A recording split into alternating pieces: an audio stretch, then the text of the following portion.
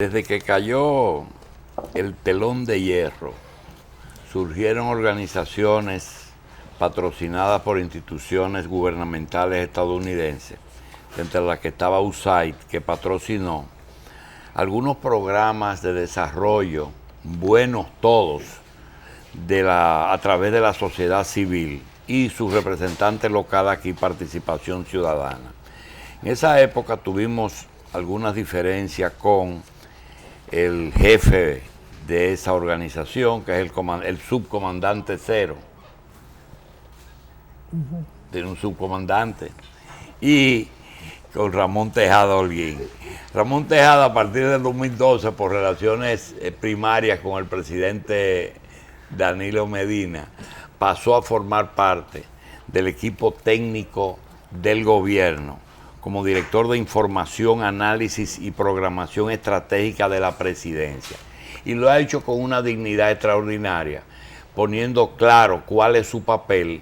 Y nosotros quisiéramos primero felicitar a Ramón, porque no ha tenido ninguna duda en lo que él realmente está desempeñando. Así que le damos la bienvenida a Ramón Tejada, lo felicitamos. No tenemos un guante de oro para entregártelo por tu entereza, pero estás en la lista. Bueno, Ramón, gracias por estar aquí. Gracias por la invitación y gracias por la introducción. Déjame hacer una observación sobre esto. En el 2006, por ciertas situaciones internas de la institución de Participación Ciudadana, yo me separé de la institución. Lo que pasa es que nunca lo hice público porque habíamos algún grupo de gente que estábamos juntos en esto. Nunca quisimos hacer esa situación pública porque la institución cumplía un objetivo y no era necesario hacer con una persona que había sido coordinador general, había sido esto, saliera públicamente a renunciar, como podía verse un asunto de una crisis interna, mucho ruido, y decidimos hacerlo discretamente. Desde el 2006, es decir, 6 años antes de Danilo obtener la presidencia de la República. Sí, 6 años antes. Bien. Y de 2006, digamos, bien, cuando me preguntaban, yo lo que decía es, yo soy un compañerito de la base de PC. Bien. Ya no soy de la dirección. Y entré al proyecto de Danilo Medina alrededor del 2010. Que fue cuando entré, no fue en el 12, e inclusive lo hice público, escribí un artículo y explicando por qué había entrado al proyecto presidencial de Danilo Medina. ¿En qué consiste el DIAPE? La DIAPE es la Dirección de Información, Análisis y Programación Estratégica.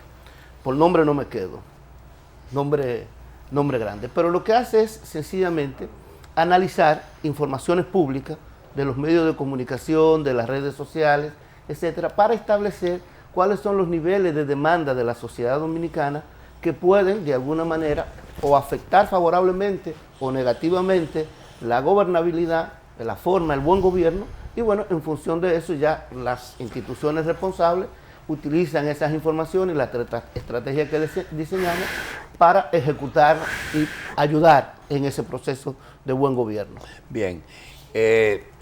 La invitación viene por dos cosas. Nosotros queremos un diagnóstico diferencial de lo técnico de lo político. A veces pensamos que es un gobierno de improvisación, que se comienzan a inventar cosas a raíz de una visita sorpresa.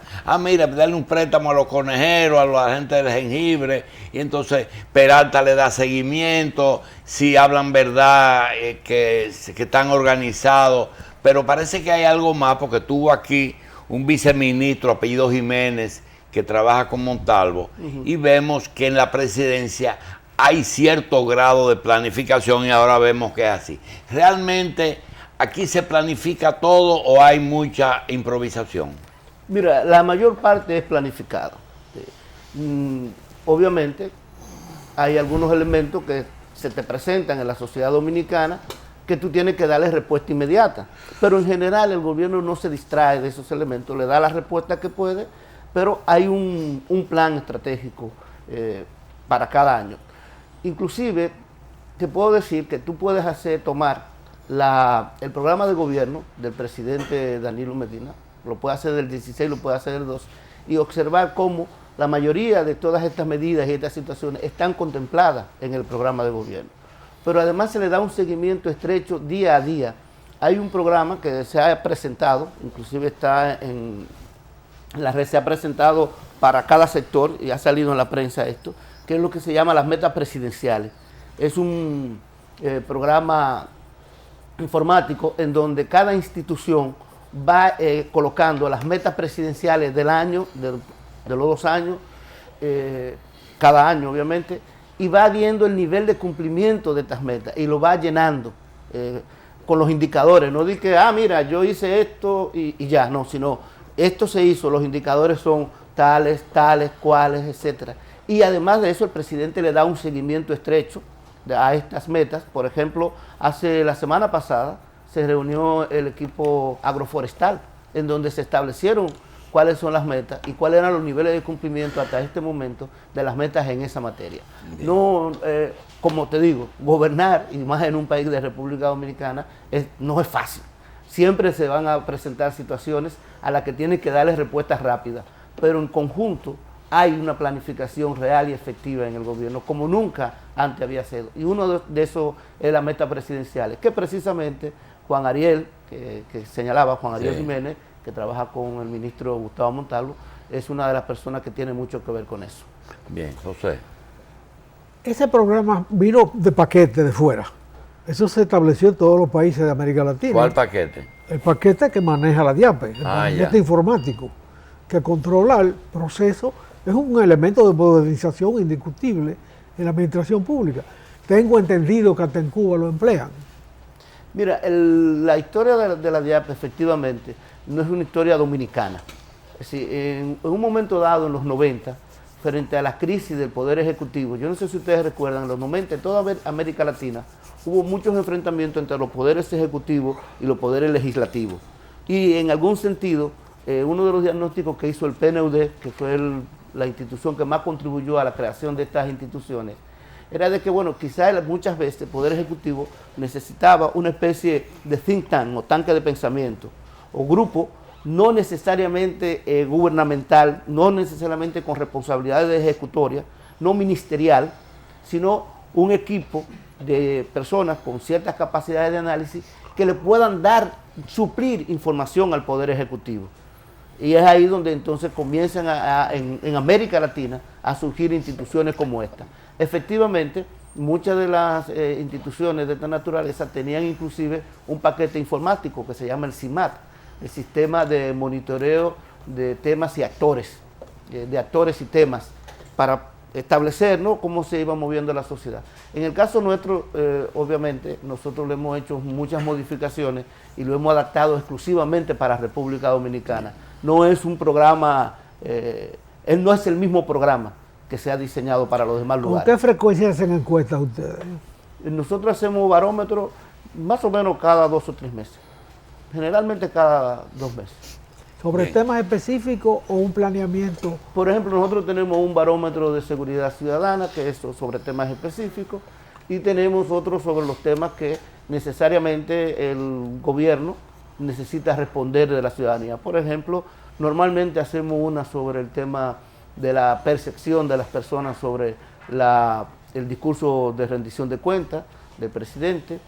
Hacemos uno para evaluar los niveles de aceptación o no que tienen los diversos funcionarios, sobre todo los ministros, los funcionarios que tienen mayor nivel de responsabilidad, y hacemos para temas específicos que el gobierno desea tomar algún tipo de decisión. Bien. Te quiero confesar que en principio, cuando nosotros vimos, en principio, estoy hablando del 2012, cuando el doctor Tony Isa venía aquí y todo el mundo sabía que él era del equipo que conformó participación aquí en el país, y la llegada inclusive de Carlos Dore a la Fundación Global, la de Espinal en la consultoría jurídica, el mismo Montalvo con parte de su equipo, Henry Molina, y yo tenía la sospecha de que era como una avanzada que entraba al gobierno para tratar de implementar planes que caminaban paralelos, uno en la oposición presionando, porque es un organismo de presión, y otro dentro. Sin embargo, algunos últimos pronunciamientos tuyos han puesto claro que tú eres sin ninguna duda, tú dejaste aquello y estás trabajando con el gobierno. Pero como dicen aquellos izquierdistas que se fueron a Estados Unidos con cierto nivel académico, y tú los veíste, ¿en qué tú estás? Dice, aquí conociendo el monstruo por dentro. Cuando tú entras y ves cómo se manejan las cosas, cómo se manejan los partidos, cómo se manejan los famosos programas de gobierno que ya no existen y están solamente en la cabeza de los candidatos y de los presidentes. ¿Cuál es tu experiencia después de haber vivido ya casi 5 años? Mira, cuando yo tomé la decisión de apoyar al presidente Medina, una de las razones por las que tomé la decisión, bueno, había entrado en contacto con Gustavo Montalvo en la Comisión Nacional de Ética y Combate a la Corrupción a principios del gobierno del presidente Leonel Fernández, de la cual Gustavo había renunciado. Y Gustavo ha sido una persona que ha estado cerca del presidente durante mucho tiempo. Entonces, a través de Gustavo fue que realmente yo entro al proyecto presidencial de Danilo Medina. Y entro después de una conversación con el propio presidente sobre las políticas sociales que pensaba aplicar y las que él defendía. En el caso mío, y creo que en el caso de Tony, porque Tony y yo tenemos muy buena relación y también estuvimos juntos en el mismo proceso, Tony dice que él y yo somos de las personas que más coincidimos en esto.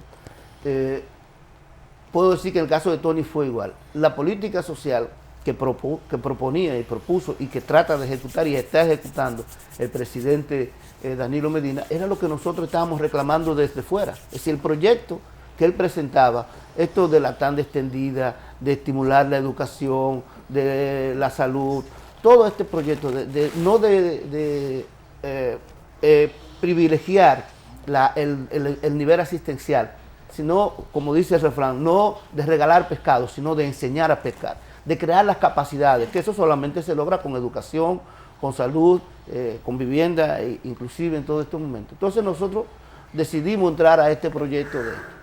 Si hubo algunas quejas, alguna gente que dijo que bueno, que estábamos haciendo, que hiciéramos Kautsky, pero era gente que ni siquiera le iba a Kautsky, porque Kautsky fue el que influyó a Lenin, aunque Lenin después le dijera el renegado. Entonces, nosotros entramos en este proyecto para estimular precisamente lo que nosotros entendíamos, siempre hemos defendido desde fuera, como entró también Tony. Ahora, ¿qué diferencia después de todos estos años? Mira, en realidad, primero que nada, quizá uno de los elementos más interesantes y que debemos analizar en República Dominicana es el fenómeno del clientelismo, porque la gente habla mucho del clientelismo y lo quiere ubicar exclusivamente como algo de los partidos políticos y que se da en el ambiente del gobierno.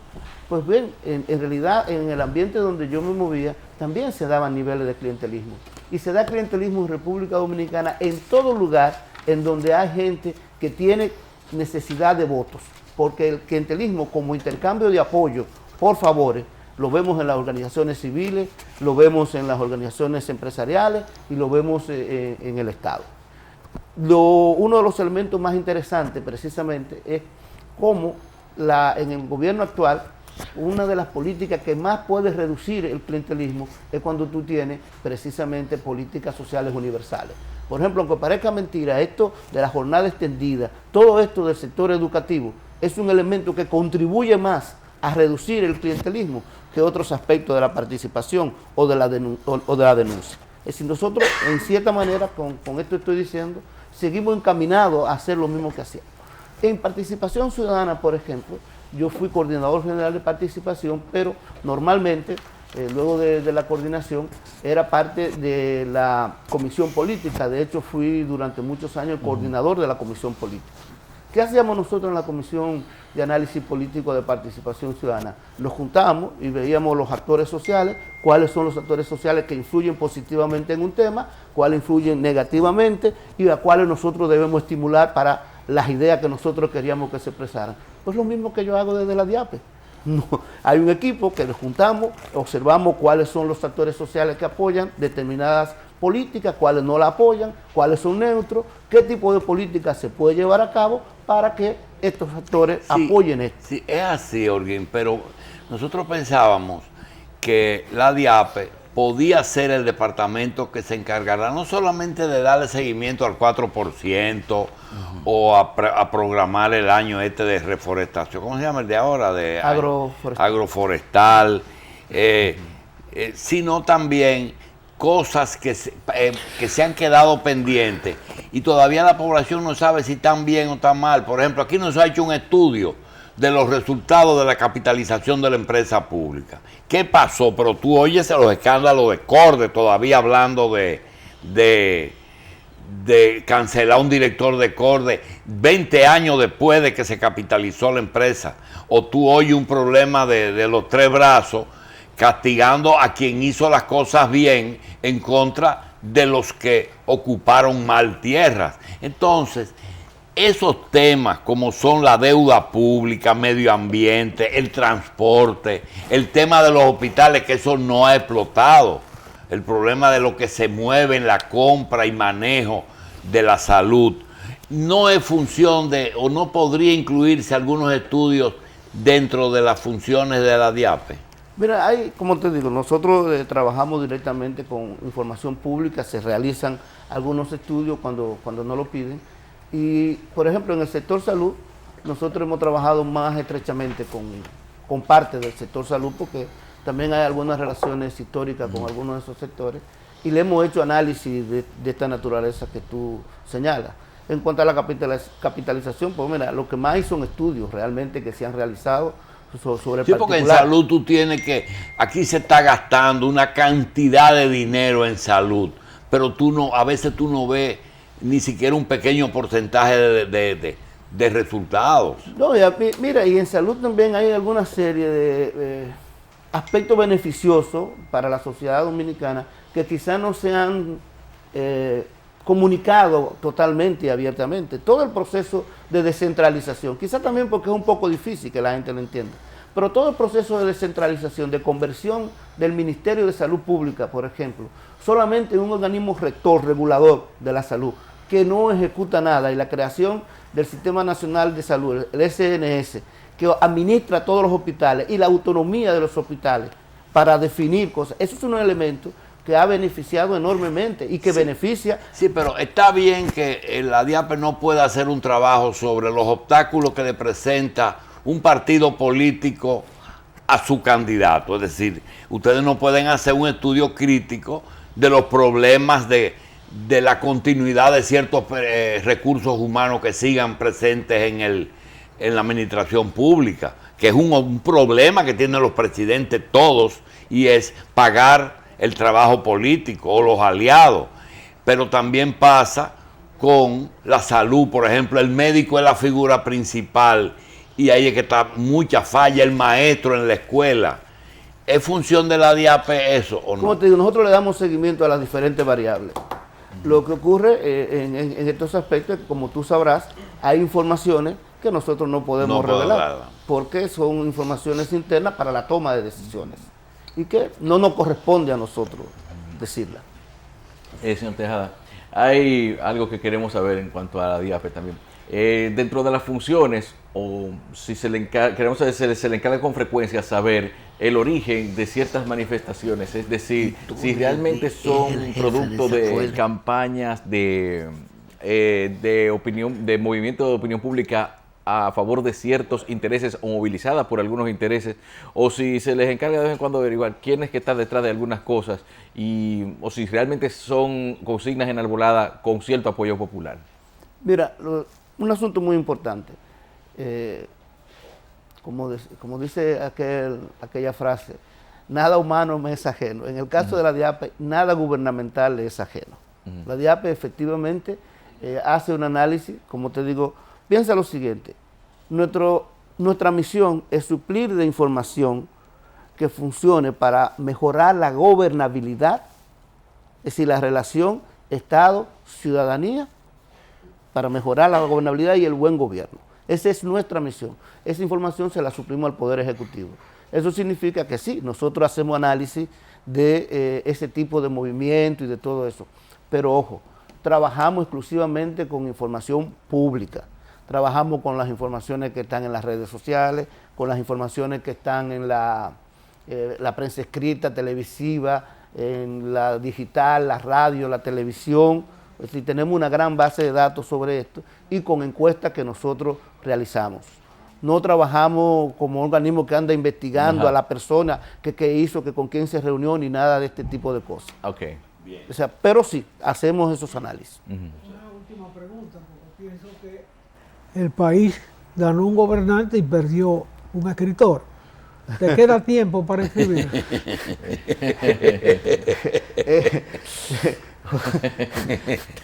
José Israel, diste en mi dolor.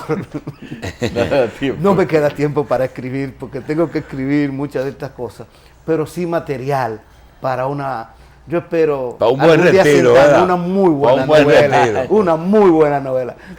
Vamos a hablar después, como editor. Sí, para nosotros terminar, Holguín, tu paso por ahí, ¿está limitado a Danilo Medina o tú puedes ir más allá de ahí?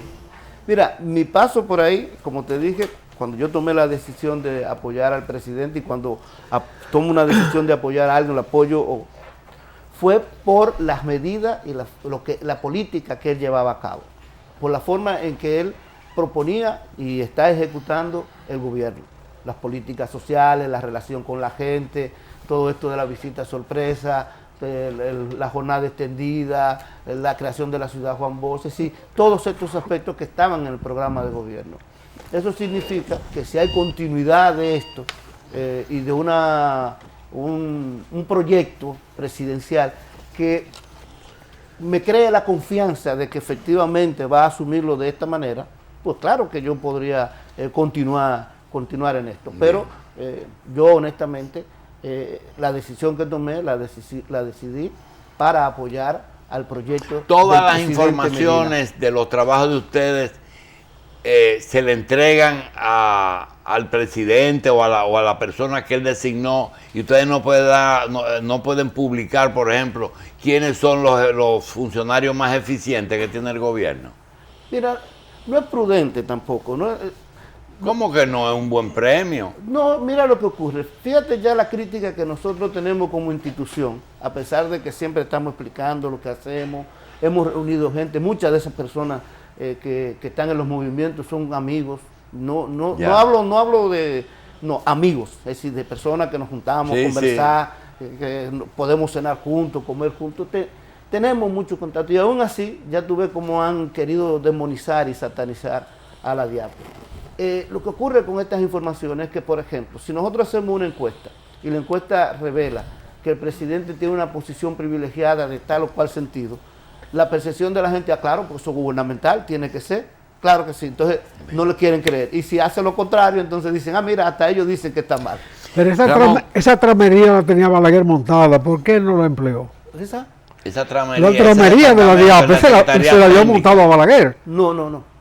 La DIAP... Sí. La Secretaría de la Presidencia tenía un departamento que tuvo Estrella Sadalá y después tuvo Carami, un grupo de gente. Bueno, pues mira, nosotros empezamos la tradición, cuando se habla de la DIAP y de su fundación, empezamos en el 96 con una institución que se llamaba la UI, que era como a unidad de... Sí. ¿Cómo era? Unidad de estudios o algo así, y de relacionamiento con la sociedad civil, que le empieza Carlos Dores en el gobierno de Leonel Fernández. Bien, le damos las gracias a Ramón Tejada, verdaderamente te damos las gracias por lo que has aportado, y quiero despedirte con una pregunta, Ramón. ¿Participación te ve como un infiltrado en el gobierno o te ve como un traidor? Mira, yo tengo muchos amigos en Participación. A mí me consta que muchos de los líderes de Participación me ven más bien como una persona que tomó una decisión, ni infiltrado ni traidor. Y me respetan. Pero sé que hay un sector, algunos personas que tienen termocefalia, tú sabes, de esa grave, que me ven como un traidor. ¿Qué se le va a hacer? Gracias, Ramón. Gracias.